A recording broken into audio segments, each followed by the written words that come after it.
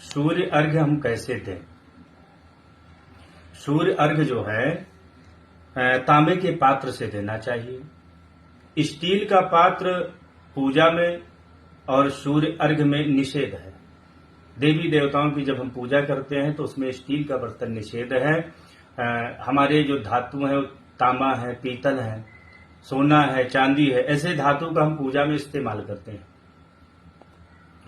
तो तांबा जो है वह शुभ माना जाता है। तांबे के पात्र से हम भगवान सूर्य को अर्घ्य दें।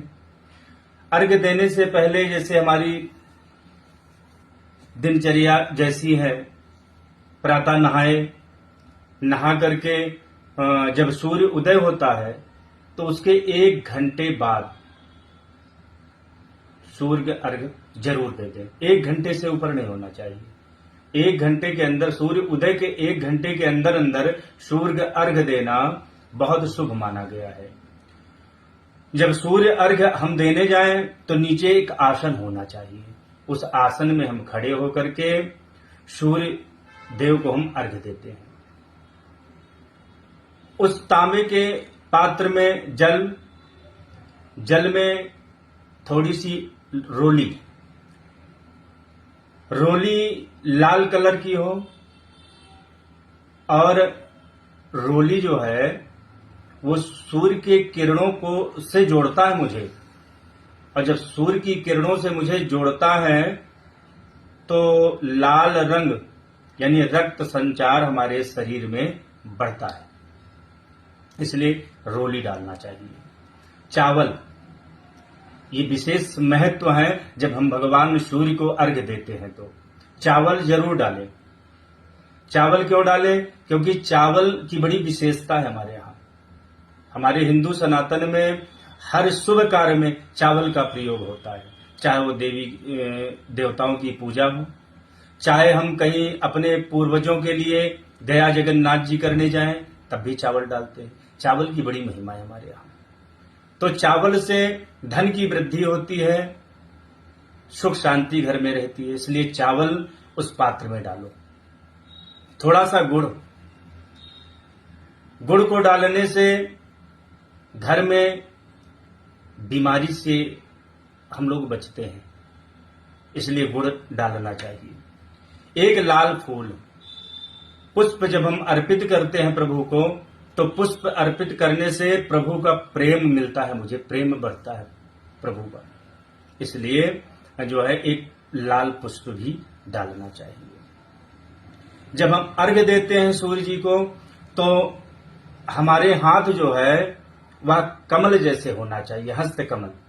हाथों को अपने कमल जैसा बनाइए और इसी कमल जैसे हस्त में पात्र के रखिए, लोटे को रखिए, और सूर्य को जब हम अर्घ्य देते हैं तो अपने आसन पे खड़े होकर के और अपने सर के लगभग 6 इंच ऊपर इस हाथ को करें और सूर्य को अर्घ्य दें। जब हम अर्घ्य देते हैं तो उस समय सूर्य मंत्र बोल करके ओम घृणी सूर्याय नमः, ओम सूर्याय नमः, जो भी मंत्र आपको याद है उस मंत्र का प्रयोग करके आप सूर्य अर्घ्य दें। जब इतनी दूर से हम सूर्य को जल देते हैं तो जो सूर्य की किरणें हैं वह हमको दिखाई पड़ती हैं। जब दिखाई पड़ती हैं तो वह मेरे लिए शुभ माना जाता है, अच्छा माना जाता है। ऐसे आप सूर्य भगवान को अर्घ्य दें। सूर्य अर्घ्य देने से लाभ क्या है? क्योंकि बिना लाभ के तो कोई कार्य कोई करता नहीं है। सबसे पहले तो हमारी नेत्र, हमारी आंखें कितनी भी कमजोर हों, आप सूर्य भगवान को अपने दिनचर्या में एक नियम बांध करके और नियम से सूर्य भगवान को प्रतिदिन जल दें, और इन चीजों को डाल करके जो हमने आपको बताया, लाल रोली, गुड़, लाल फूल और चावल, तो आपकी आंखें कभी कमजोर नहीं होगी।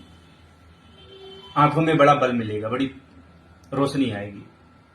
आत्मविश्वास, किसी बच्चे का पढ़ाई में या किसी इंटरव्यू में जाता है या कहीं पेपर देने जाता है, अगर आत्मविश्वास, साल भर बहुत पढ़ाई करता है बच्चा, लेकिन जब पेपर देने जाता है, कोई इंटरव्यू देने जाता है, कोई कंपटीशन में जाता है, तो वहां आत्मबल घट जाता है, उसको समझ में नहीं आता कि हम करेंगे क्या। वह बच्चा यदि कमजोर है इसमें, तो रोज सूर्य भगवान को अर्घ्य दे, जिसमें रोली, चावल, गुड़ और लाल फूल। उसका आत्मविश्वास हमेशा बढ़ा रहेगा। वो किसी कंपटीशन में जल्दी से फेल नहीं होगा, किसी इंटरव्यू में फेल नहीं होगा, उसका आत्मविश्वास बहुत ज्यादा बढ़ जाएगा। हृदय रोग, बीपी, ऐसे व्यक्ति रोज भगवान सूर्य को अर्घ्य दें और भगवान सूर्य भगवान को नमस्कार करें। 7 परिक्रमा सूर्य भगवान की करें अर्घ्य देने के बाद। बड़ी कृपा सूर्य भगवान की हो जाती है। बोलिए सूर्य भगवान की जय।